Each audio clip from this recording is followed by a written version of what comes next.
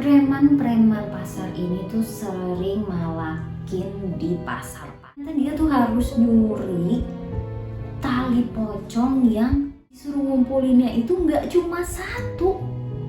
Itu dia harus ngumpulin 7 tali pocong.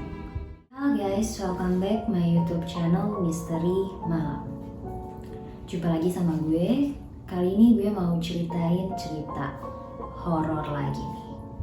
Gue dapat email dari Burhan. Setelah gue baca ceritanya, ini cukup merinding, horor, mistis banget sih, dan di luar nalar banget. Gue bener-bener gak expect ternyata masih ada hal-hal mistis kayak gitu. Daripada kalian penasaran, mending kita langsung masuk aja ke ceritanya ya. Nah, jadi ini tuh kejadiannya di tahun 2001. Burhan ini nih tinggal sendirian.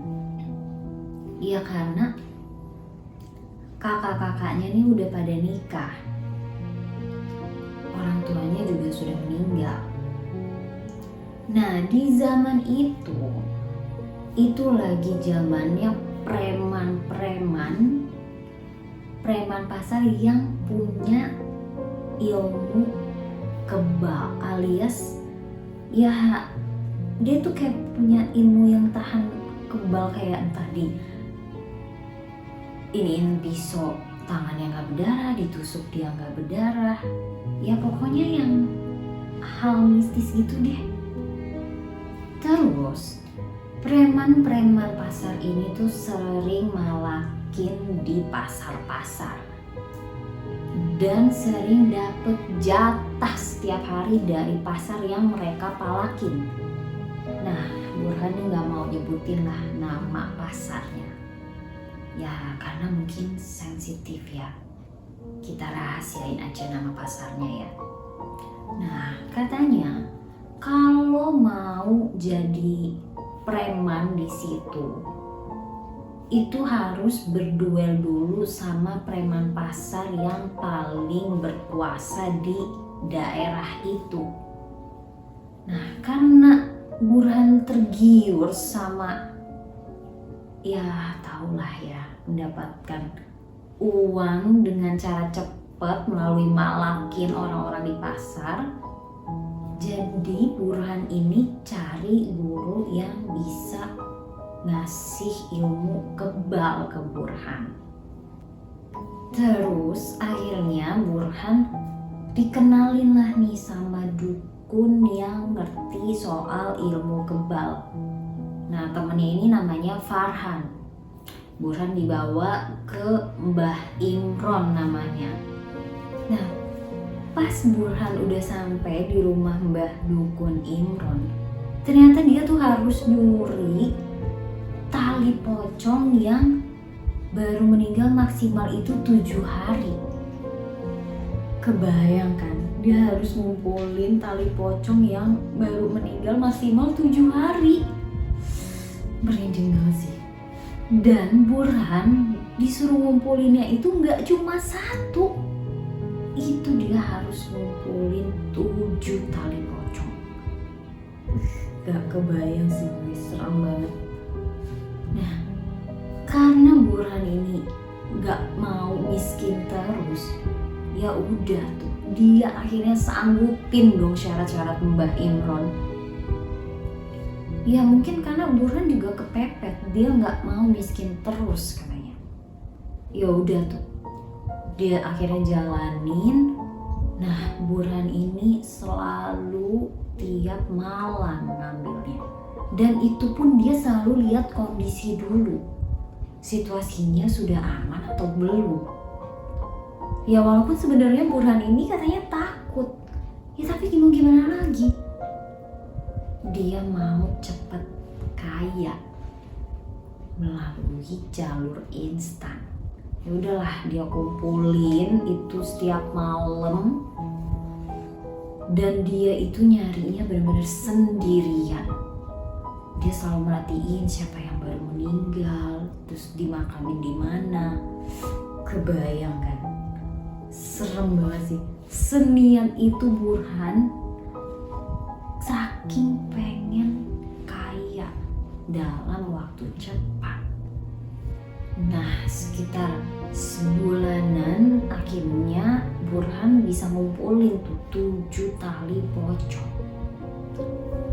Dan saat Burhan ngambil pun itu kondisi mayatnya pun gak selalu normal katanya.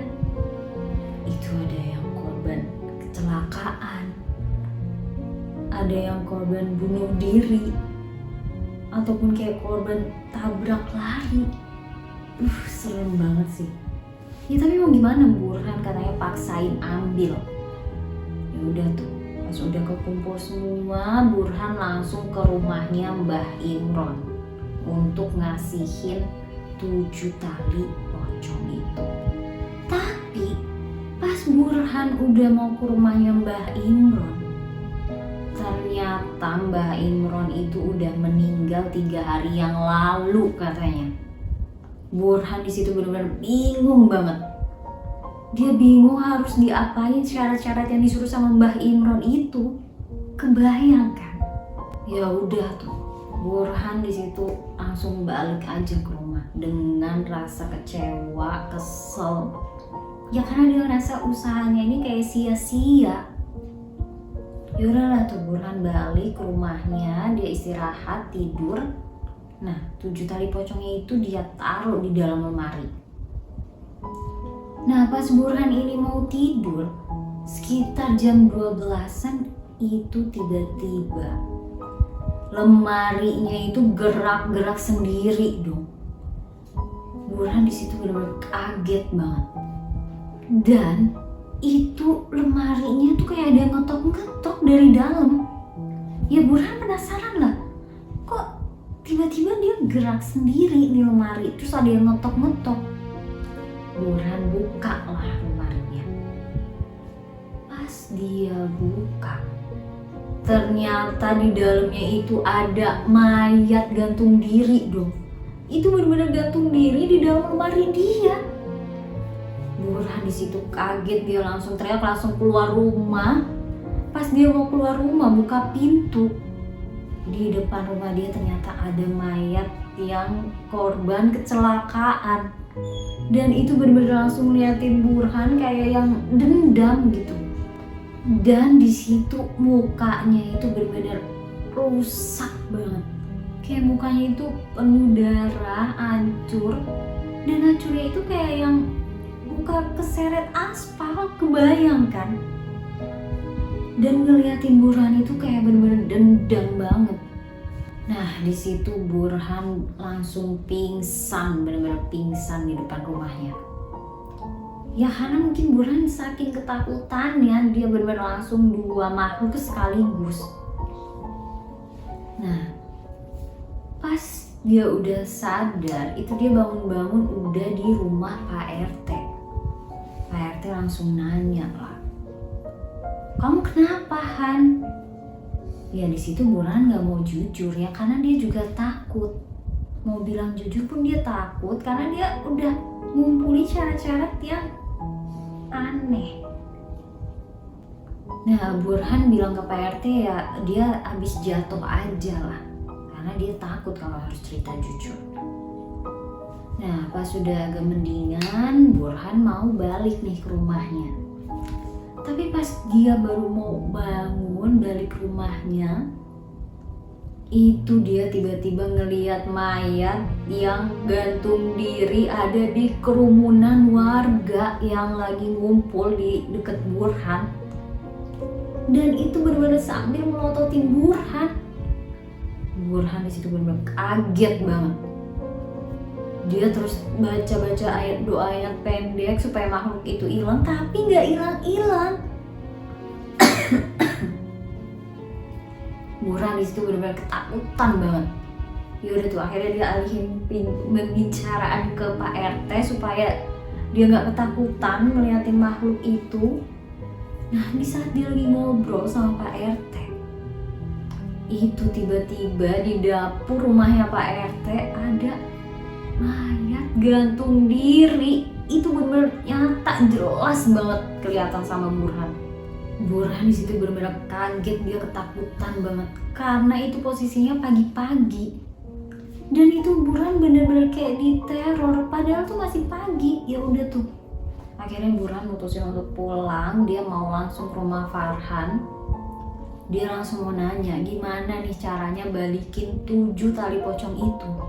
Ya karena Burhan ketakutan, dia ngerasa kayak diteror sama makhluk-makhluk 7 tali pocong itu. Nah, pas Burhan mau balik, itu tiba-tiba ada kakek-kakek yang lagi duduk di depan rumahnya. Burhan di situ udah takut setakut-takutnya. Ya udahlah, akhirnya dia balik ke rumah saudaranya aja tuh.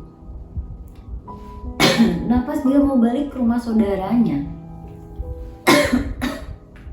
itu dia tiba-tiba ngeliat ada nenek-nenek yang sambil melototin dia, bener-bener sambil melototin Burhan. Nah, itu bener-bener dari pagi sampai sore Burhan selalu ketemu sama mayat-mayat yang dia curi tali pocongnya. Ya mungkin karena mereka dendam kayaknya sama Burhan. Yaudah tuh, akhirnya Burhan paksain diri dia ke rumah Farhan. Akhirnya dia sampai di rumah Farhan. Nah, pas dia udah nyampe di rumah Farhan, itu dia ngeliat mayat yang meninggal karena kecelakaan. Dan itu mukanya bener-bener hancur banget, darah di mana-mana, dan bener-bener mukanya itu kayak keseret aspal gitu. Burhan di situ langsung refleks bilang ke Farhan, kayak, "Han, itu." Ya tapi di situ temennya ya alias Farhan, dia nggak ngeliat apa-apa. Jadi di situ Burhan doang yang ngeliat makhluk itu. Nah, pas Burhan mau ngobrol sama Farhan gimana caranya balikin tali-tali pocong ini, itu di depan rumahnya Farhan itu kan ada pohon mangga besar. Di situ Burhan ngeliat ada mayat yang gantung diri di depan rumah Farhan alias di bawah pohon mangga itu. Burhan di situ langsung teriak, langsung bilang ke Farhan, "Han, itu Han." Di situ Farhan nggak ngelihat apa-apa lagi dan cuman Burhan yang ngelihat makhluk itu. Di situ Burhan benar-benar udah kayak orang gila, dia benar-benar udah stres banget karena diteror terus. Akhirnya Burhan lari langsung masuk ke kamarnya Farhan. Nah, tapi pas dia udah masuk ke kamarnya Farhan, itu dia ngelihat ada kakek-kakek dengan mukanya yang hancur itu sambil melototin Burhan kayak dendam gitu.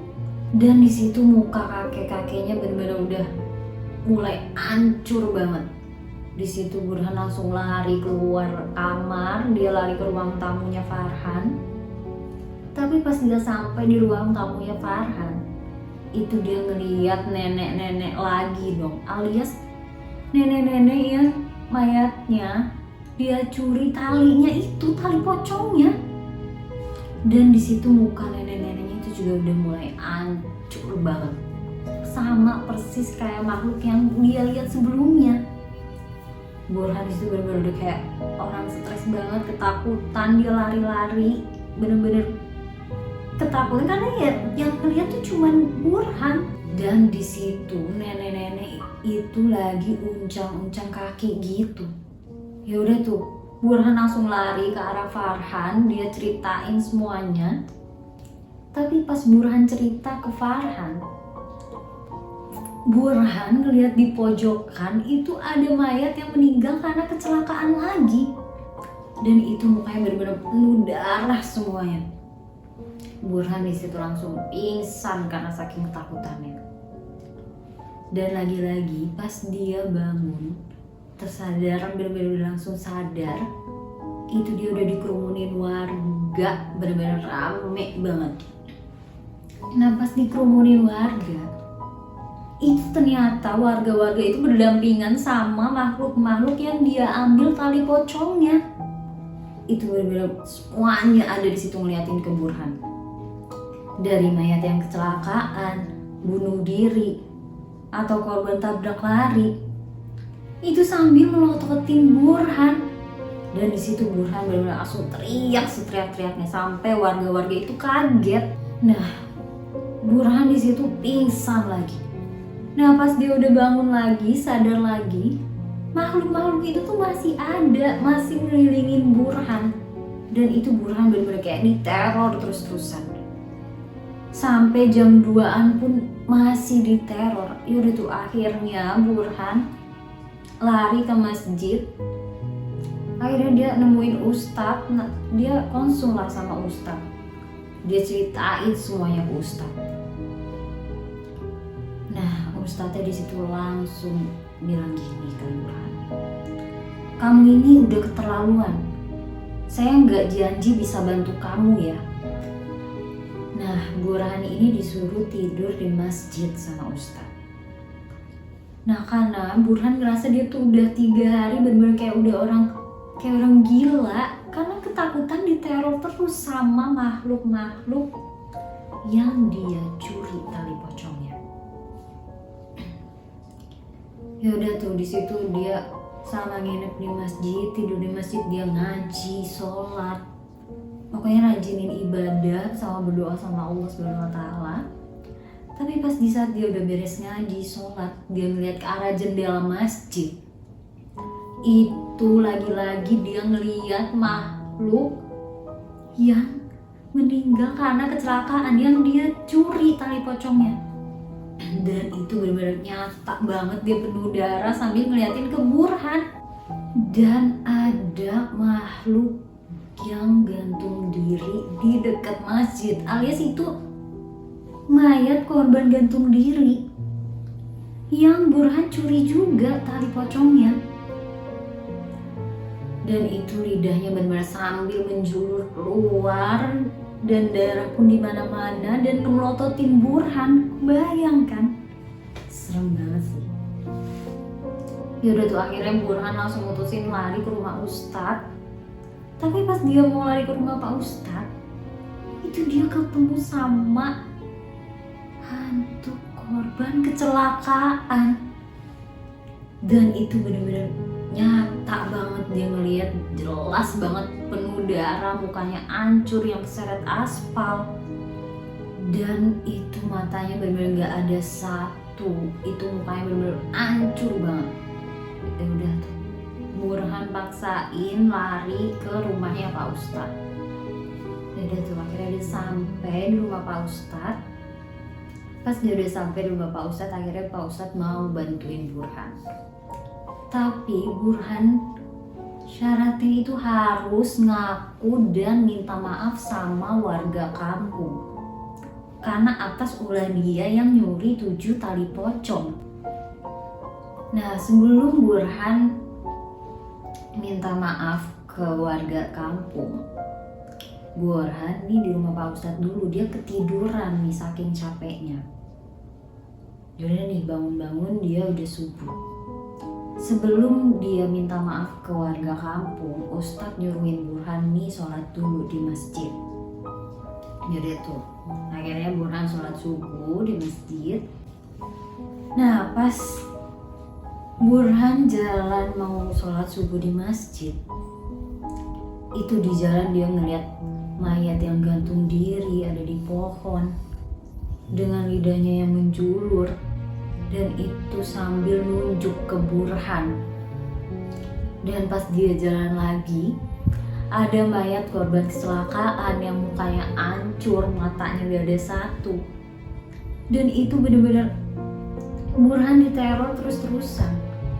Dan kata Pak Ustadz, kalau Burhan gak minta maaf sama warga kampung, Burhan bakal terus-terusan diteror kayak gitu. Ya udah tuh akhirnya Burhan paksain diri minta maaf ke warga kampung, ke 7 kampung yang dia udah curi tali pocongnya. Ya karena Burhan gak mau diteror terus-terusan. Ya udah tuh, dari pagi Burhan akhirnya ke 7 kampung yang dia curi tali pocongnya. Alhamdulillahnya berjalan lancar, walaupun sebenarnya di situ Burhan dimaki-maki sama warga kampung. Tapi alhamdulillahnya dia dibantu sama Pak Ustadz. Nah, dia terus-terusan tuh keliling ke 7 kampung untuk minta maaf sama warga. Alhamdulillah beres-beres ini dia habis isya lah. Beres-beres dia langsung sholat, langsung berdoa, langsung mohon ampun sama Allah Subhanahu wa Ta'ala atas kelakuannya ini. Nah, pas beres ngaji, sholat di masjid, itu dia ketiduran. Pas dia ketiduran, itu dia mimpi didatengin sama 7 mayat yang dia curi tali pocongnya. Dia kaget lah, di situ langsung kebangun dia langsung bilang cerita ke Ustadz. Nah, Ustadz di situ langsung bilang ke Burhan, nanti bakal hilang sendiri kok, pelan-pelan. Udahlah, alhamdulillah di situ Burhan langsung rasa lega banget. Nah, seminggu pertama itu Burhan selalu mimpiin makhluk-makhluk itu. Ya walaupun gak intens. Nah, setelah minggu kedua dia udah minta maaf, udah mulai agak jarang nih. Nah, kurang lebih sampai setahun lah itu makhluk-makhluk nampakin di mimpinya Burhan. Di situ Burhan benar-benar kayak hampir gila, tapi alhamdulillah Burhan gak pernah telat sholat, gak pernah lupa selalu ngaji, berdoa, ibadah, dan selalu minta maaf sama Allah Subhanahu wa Ta'ala. Alhamdulillah makhluk-makhluk itu udah mulai jarang nampakin ke Burhan. Nah, dari situlah Burhan udah gak mau ngelakuin hal-hal gila lagi. Serem banget sih jujur, bener-bener di luar nalar, merinding, horor dan mistis banget sih. Ternyata masih ada percaya sama hal-hal kayak gitu. Kita doain aja semoga Burhan selalu dalam lindungan Allah Subhanahu wa Ta'ala ya guys, dan gak ngelakuin hal gila kayak gitu lagi, karena itu dia bener-bener ngerugiin banyak orang dan dirinya sendiri. Serem banget sih. Bila kalian punya cerita horor yang sama kayak Burhan, atau kalian ikut merasakan kehororannya, kalian boleh tulis di kolom komentar. Atau kalian bisa email ke channel Misteri Malam. Jangan lupa like, subscribe, dan aktifin lonceng kalian agar tidak ketinggalan cerita horor selanjutnya dari channel Misteri